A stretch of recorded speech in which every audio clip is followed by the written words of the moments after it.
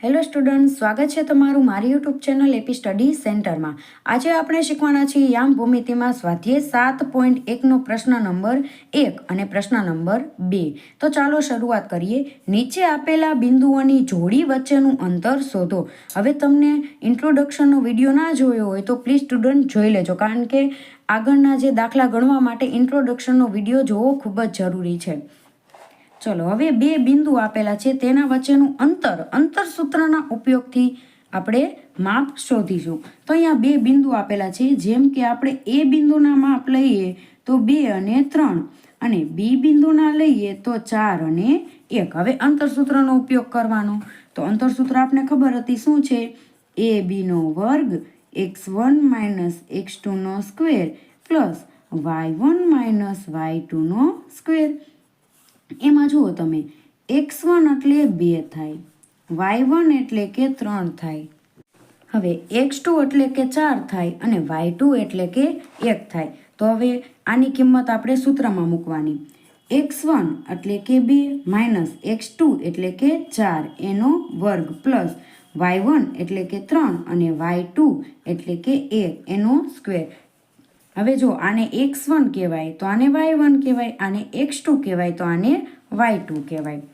હવે 4માંથી 2 જાય તો કેટલા વધે? -2 એનો સ્ક્વેર। માઇનસ એટલા માટે કારણ કે 4 મોટા કહેવાય, તેની પાસે માઇનસ છે, તો અહીંયા શું આવે? માઇનસ। 3માંથી 1 જાય તો કેટલા વધે? 2 એનો સ્ક્વેર। હવે -2 ગુણ્યા -2 એટલે કેટલા આવે? 4 પ્લસ 2 નો સ્ક્વેર, અહીંયા પણ 4, તો 4 ને 4 8। તો એ બીનો વર્ગ બરાબર કેટલા આવ્યા? 8। હવે વર્ગને આપણે બરાબરની આ બાજુ જવા દઈએ તો શું લાગે?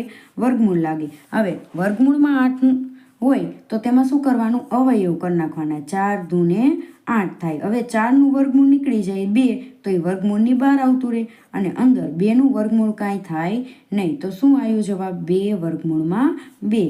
તો એ અને બી બિંદુ વચ્ચેનું અંતર કેટલું આવ્યું? 2 વર્ગમૂળમાં 2। ચાલો હવે આપણે બીજો દાખલો ગણીએ। એમાં પણ બે બિંદુ આપેલા છે। તો સૌપ્રથમ એ એટલે કે -5 અને 7 અને બી એટલે કે -1 અને 3। એમાં પણ x1 ને y1 ને x2 ને y2 ની જરૂર પડે, તો આપણે લખી નાખવાના।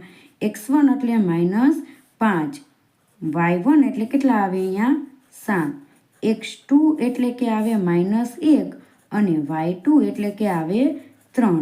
હવે અંતર સૂત્રનો ઉપયોગ કરવાનો। તો એ બીનો સ્ક્વેર બરાબર x1 - x2 નો સ્ક્વેર પ્લસ y1 - y2 નો સ્ક્વેર। x1 એટલે -5 અને માઇનસ x2 એટલે કે કેટલા આવે? -1। અહીંયા બે નિશાની ભેગી થાય છે એટલે શું કરી નાખવાનું? આને કૌંસમાં મૂકી દેવાનો। તો અહીંયા આપણે છગડીયો કૌંસ આવશે। y1 એટલે કેટલા આવે? 7 માઇનસ y2 એટલે કે 3 એનો સ્ક્વેર। હવે -5 માઇનસ માઇનસ પ્લસ 1 એનો સ્ક્વેર પ્લસ 7માંથી 3 જાય તો કેટલા વધે? 4 એનો સ્ક્વેર। -5માંથી 1 જાય તો કેટલા વધે? -4 નો સ્ક્વેર। અહીંયા પણ 4 ગુણ્યા 4 એટલે કેટલા આવશે? 16। અહીંયા પણ -4 ગુણ્યા -4 એટલે કેટલા આવશે? 16 આવશે। 16 પ્લસ 16 એટલે કેટલા આવશે? અહીંયા 32 આવશે, પરંતુ એ બીનો સ્ક્વેર। હવે વર્ગ આ બાજુ જાય તો શું લાગે? વર્ગમૂળ લાગે। હવે 32નું વર્ગમૂળ ન કાઢતા આવડે શું કરી નાખવાના? અવયવ પાડી દેવાના। તો શું કરશું? 16 દુ 32, 16નું વર્ગમૂળ નીકળી જાય 4, તો એ વર્ગમૂળની બહાર આવતું રહે, અંદર શું વધ્યું? 2। તો એ અને બી બિંદુ વચ્ચેનું અંતર કેટલું આવ્યું? 4 વર્ગમૂળમાં 2। ચલો હવે આપણે જોઈએ પ્રશ્ન નંબર 1નો ત્રીજો એક્ઝામ્પલ। એમાં પણ એને બી બિંદુના યામ આપી દીધેલા છે। તો એ બિંદુ એટલે કે એ અને બી અને બી બિંદુ એટલે કે -a અને -b। હવે x1 અને y1 અને x2 અને y2 ની જરૂર પડે તો આપણે તે લખી નાખીએ। x1 એટલે a અને y1 એટલે b, x2 એટલે કે -a અને y2 એટલે કે -b। હવે અંતર સૂત્રનો ઉપયોગ કરવાનો। એ બીનો સ્ક્વેર બરાબર x1 - x2 નો સ્ક્વેર પ્લસ y1 - y2 નો સ્ક્વેર। x1 એટલે a માઇનસ x2 એટલે કે માઇનસ, અહીંયા બે નિશાની ભેગી થાય તો આપણે તેને કૌંસમાં લખવાનું। એવી જ રીતે y1 એટલે કે b અને y2 એટલે કે માઇનસ b એનો સ્ક્વેર. હવે a માઇનસ માઇનસ પ્લસ, અહીંયા પણ એનો square plus b minus minus plus આ b એનો સ્ક્વેર. ચલો હવે એક a અને આ b જોઈએ તો શું થાય 2a નો સ્ક્વેર પ્લસ અહીંયા પણ એક b અને બીજો b તો શું થાય 2b નો સ્ક્વેર. હવે વર્ગ આને લાગે ને આને પણ લાગે તો શું થાય 2 દુ 4 a નો સ્ક્વેર પ્લસ 2 દુ 4 b નો સ્ક્વેર. હવે 4 કોમન નીકળે તો કૌંસમાં શું વધે a નો સ્ક્વેર પ્લસ b નો સ્ક્વેર ab નો સ્ક્વેર. હવે વર્ગ આ બાજુ જાય તો શું લાગે વર્ગમૂળ લાગે તો વર્ગમૂળમાં 4 a નો સ્ક્વેર પ્લસ b નો સ્ક્વેર. હવે 4નું વર્ગમૂળ તો તમને ખબર છે 2 ગુણ્યા 2 એટલે કે 2 દુ 4 તો 2 થઈ જાય. તો વર્ગમૂળમાં અંદર વધે શું a નો સ્ક્વેર પ્લસ b નો સ્ક્વેર. હવે આપણે જોઈએ પ્રશ્ન નંબર 2. બિંદુ 0 0 અને 36 અને 15 વચ્ચેનું અંતર શોધો. બિંદુ a અને b બિંદુ આપેલા છે અને તેના વચ્ચેનું આપણે અંતર શોધવાનું છે. આપણે પ્રશ્ન નંબર 1માં કર્યું એવી જ રીતે કરવાનું.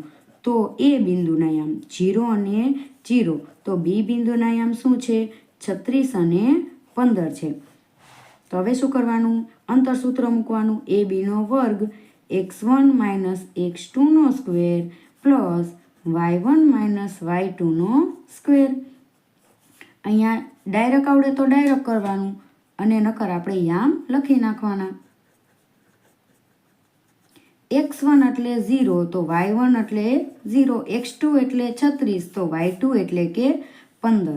હવે યામ મૂકવાના x1 એટલે 0 માઇનસ x2 એટલે કે 36 એનો સ્ક્વેર પ્લસ y1 એટલે કે 0 માઇનસ y2 એટલે કે 15 એનો સ્ક્વેર.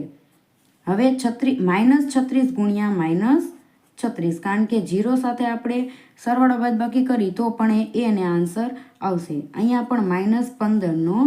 ચલો હવે 36 ગુણ્યા કેટલા કરવાના છે 36 તો કેટલા આવશે 36 ગુણ્યા 36 એટલે 1296 પ્લસ 15 ગુણ્યા 15 એટલે કેટલા થાય 225. બંનેનો આપણે શું કરવાનો સરવાળો કરવાનો 1296 અને 225. ચલો કેટલા આવ્યા 1521 પરંતુ એ બી નો સ્ક્વેર. હવે વર્ગ આ બાજુ જાય તો શું લાગે 1521 વર્ગમૂળ લાગે. હવે આ તો મોટી રકમ થઈ જાય આનું વર્ગમૂળ આવડે નહીં. તો આપણે હવે શું કરવાનું જો સૌ પ્રથમ 15ને ધ્યાનમાં લેવાના. હવે હું તમને અહીંયા રફમાં સમજાવું છું. હવે 15 તો 15થી નાની એવી સંખ્યા શોધવાની જે પૂર્ણ વર્ગ હોય.